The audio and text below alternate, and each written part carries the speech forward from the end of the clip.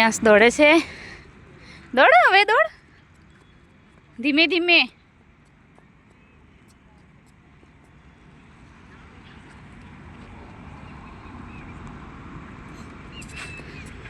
તો જય માતાજી, જય શ્રી કૃષ્ણ. તો આજે હું રનિંગ કરવા માટે આવી ગઈ છું,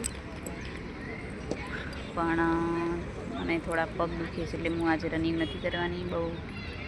બહુ દિવસથી ચાલુ કર્યું છે મેં તો, એટલે રોજ સવારે પણ દોડું છું અને સાંજે પણ દોડું છું. તો અત્યારે થોડું પગમાં દુખાવો થાય છે એટલે દોડતી નથી.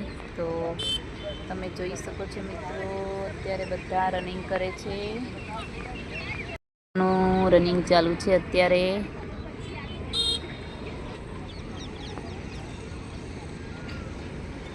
તો આવી રીતે બધા છોકરાઓ પ્રેક્ટિસ કરવા માટે અહીંયા એક મતલબ ખેતર છે, પણ મેદાન જેવું થઈ ગયું છે, એટલે બધા છોકરાઓ અહીંયા દોડવા આવે છે, છોકરા છોકરીઓ બધા.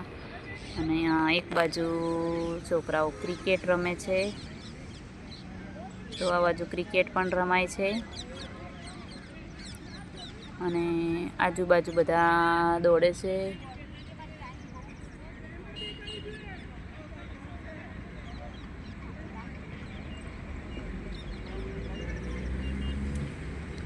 તો આવી રીતે ગોળ રાઉન્ડમાં બધા દોડે છે.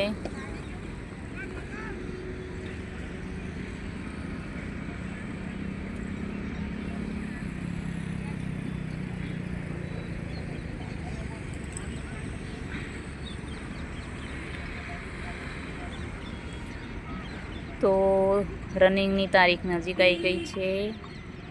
તો 21 જાન્યુઆરીથી ચાલુ થઈ જશે રનિંગ. તો પ્રેક્ટિસ માટે બધા છોકરાઓ અત્યારે દોડી રહ્યા છે, પ્રેક્ટિસ કરી રહ્યા છે.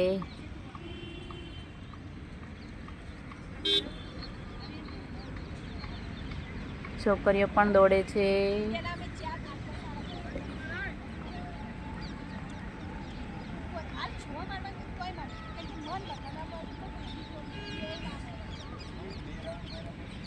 તો બીજા ચાલે છે ને બીજા દોડે છે ને એવું બધું છે.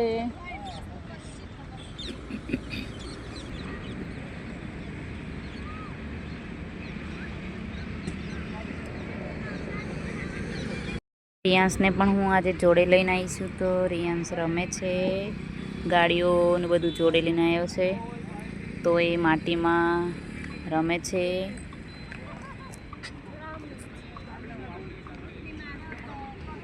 તો માટીમાં રમવા નથી મળતું એટલે એને માટી બહુ ગમે છે.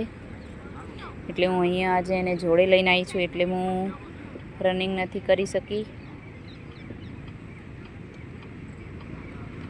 એ અત્યારે બસ માટીમાં રમે છે.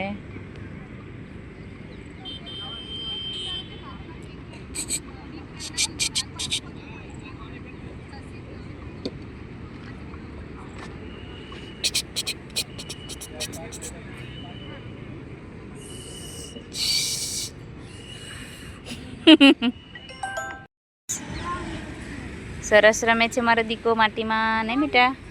શું કરે છે રિયાંશ? શું કરે છે હે બેટા? રિયાંશ શું કરે છે? રિયાંશ તો માટીમાં રમે છે.